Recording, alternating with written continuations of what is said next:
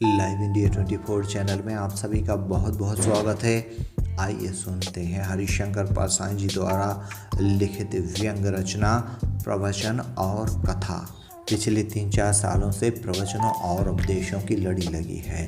प्रवचन पहले भी होते थे, कुछ की जीविका प्रवचन करना था, कुछ संध्या से वेश में होते थे और उनका उद्देश्य पंथ प्रचार के साथ जीविकोपार्जन भी होता था। जो प्रवचन कराते थे वे भेंट भी देते थे, कुछ कथा कहते थे, बड़े मोह करते थे, किसी को बुरा नहीं कहते थे, ललित कथा कहते थे। ये ईश्वर प्राप्ति का मार्ग बताते थे जो वे खुद नहीं जानते थे। जानते होते तो उस मार्ग से ईश्वर के पास पहुंच जाते और प्रभु दरबार में रत होते। ये इस विश्वास को प्रचारित करते थे कि जगत मिथ्या है, माया है, मूर्ख हो क्यों माया में लिप्त हो। यह देह पाप की खान है, देह धारण करना पाप है, मैं सोचता। तुलसीदास का बोझ थे जो कहा है, बड़े भाग मनुष्य तन पायो। अधिकांश मायावादियों ने संसार को दुख सागर कहा है, लेकिन नाथपंथी कहते हैं कि सुख सागर में आए कि हंसा मत प्यासा जाए रे। ये माया विरोधी कहते। मूर्खों, इस नाशवान देह की सेवा करते हो, स्वादिष्ट भोजन कराते हो, अरे एक दिन यह नष्ट हो जाएगी, इसे कीड़े मकोड़े खाएंगे। मैंने देखा स्वामी जी रबड़ी का गिलास गटक गए, इसलिए कि कीड़े मकोड़ों को आगे उनकी देह खाने में मज़ा आएगा। असल में शंकर के मायावादी के प्रचार से जीवन के प्रति नकारात्मक दृष्टिकोण आए। भौतिक उन्नति की तरफ कोई ध्यान नहीं दिया गया, कोई नई खोज नहीं हुई, औषधि विज्ञान में कोई काम नहीं हुआ। जीवन ही मिथ्या है तो इसके लिए क्यों कुछ करना। बुद्ध के प्रभाव से भौतिक और रसायन शास्त्र में, चिकित्सा विज्ञान में बहुत काम हुआ। मध्यम मार्ग था। बौद्ध विचार में वैचारिक दृष्टि है, तर्क है, सकारात्मक दृष्टि है। बुद्ध की कल्पना की नगरी संपन्न है, सुखी है। ये जो मायावादी प्रवचन करता होते थे, उनके उपदेश के बाद लोग हर घर जाकर डटकर भोजन करते थे। कीड़े मकोड़ों के लिए सामान्य जन वैसा ही चला जाता है। दार्शनिक विवाद चाहे जो हो। भदंत आनंद कौशल्यायन ने लिखा है, हमारे नगर आर्य समाज के प्रचारक आए, ये प्रचारक अब नहीं आते। मैंने किशोर अवस्था में उन्हें सुना है। ये हारमोनियम के साथ रहते थे, बीच बीच में कोई पद गाते थे, अक्सर पंजाब के होते थे, उर्दू शायरी गाते थे। भदंत ने लिखा है, उनके 3 भाषण हो गए, तब मैं उनके पास गया, पूछा स्वामी जी और कितने दिन रहेंगे। स्वामी जी ने कहा, हम 4 भाषण वाले हैं, 3 हो गए, 1 भाषण कल देकर चले जाएंगे। इन प्रचारकों में कोई 2 भाषण रटे होता, कोई 4, कोई 5। वे उतने ही बोलते थे, 4 भाषणों का तत्व लेकर 5वां भाषण नहीं देते थे। तरह तरह के कथावाचक और प्रवचन करता होते थे। कृष्ण कथा में बड़ा रोमान है। ये कथा करने वाले बहुत मशहूर हो गए थे। वे युवा थे, सुंदर थे, सुरीला कंठ था, नाटकीय थे, वाणी सिद्ध थे। वे मोहक कृष्ण कथा करते थे। कभी खुद राधा बन जाते, कभी कृष्ण कृष्ण बनते तो राधा राधा पुकारते हुए बेहोश हो गिर जाते। यह नाटक था, पर उनकी कथा सुनकर तरुणों के हृदय स्पंदित होते थे। उनमें प्रत्येक चाहती थी कि मैं उनकी गोपी राधा हो जाऊं। कई शहरों में उनकी गोपियां थीं जिनके साथ वे रात रचाते थे।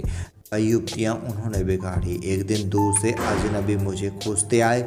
मैं अपने मित्र हनुमान वर्मा के घर बैठा था। उन्होंने रोती हुए सुनाया कि स्वामी जी ने उनकी लड़की को बिगाड़ दिया। वह घर छोड़कर उनकी मंडली में शामिल हो गई।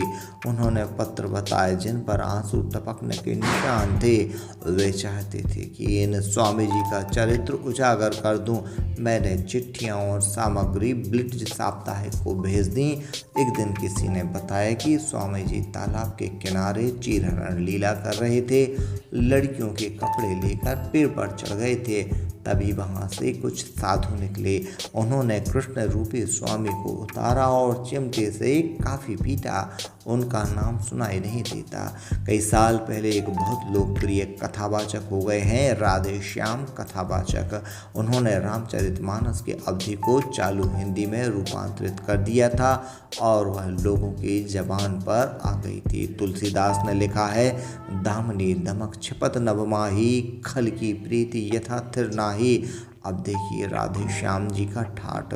देखो लक्ष्मण, बिजली कैसे चमक तुरंत छिप जाती है, जैसे मोहब्बत लुच्चे की पल भर में ख़त्म हो जाती है। शूर्पणखा कटे नाक कान की रावण के पास जाती है और कहती है, भाई दो लड़के इस दंडक वन में आए हैं, वीर लड़के हैं, गोया शमशीर उन्हीं की हो, यूँ दंडक वन में रहते हैं, गोया जागीर उन्हीं की हो।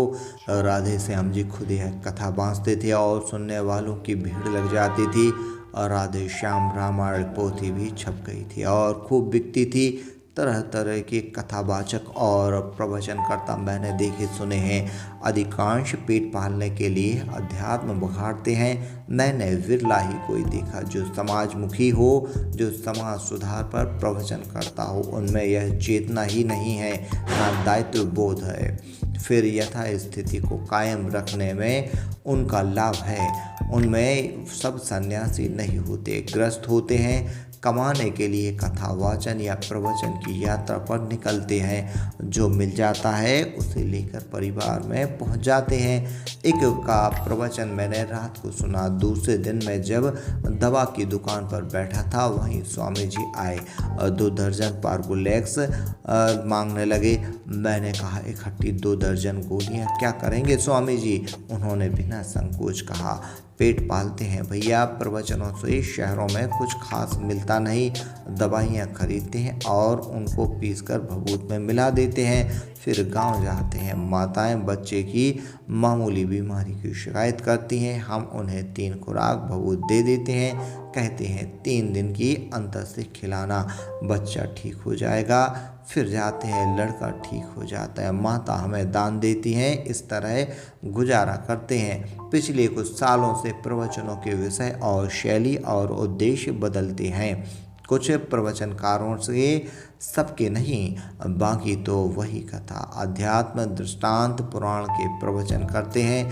पर जब से राजनीतिक उद्देश्य के लिए धर्म का उपयोग शुरू हुआ, प्रवचनकर्ता धर्म के बहाने राजनीति बोलते हैं। राजनीतिज्ञ है नहीं तो कच्ची राजनीति बोलते हैं, सांप्रदायिक द्वेष की राजनीति बोलते हैं। ये अक्सर ओछा, कुरुचिपूर्ण और भद्दा बोलते हैं, अशिष्ट बोलते हैं। ऐसे प्रवचन करने वालों से 2 देवियाँ जिन्हें संन्यास ले लिया था विशेष है। ये द्वेष का जहर उगलती हैं, कुरुचिपूर्ण आक्रमण दूसरे संप्रदाय पर करते हैं। ये तर्कहीन बोलती हैं, इतिहास का अज्ञान बोलती हैं, लेकिन जबान छुरी है। अभी मेरे शहर में एक प्रवचन करता आए, 4 प्रवचन अच्छे किए, आध्यात्मिक प्रवचन। 5वें दिन उन्हें राजनीति सूझी और वे ऊटपटांग बोले। कहा, जवाहरलाल नेहरू ने एक औरत की मोहब्बत में देश के टुकड़े करवा दिए। इस पर शोर हुआ। 2 कांग्रेसी महिलाओं ने उन पर चप्पलें फेंकी।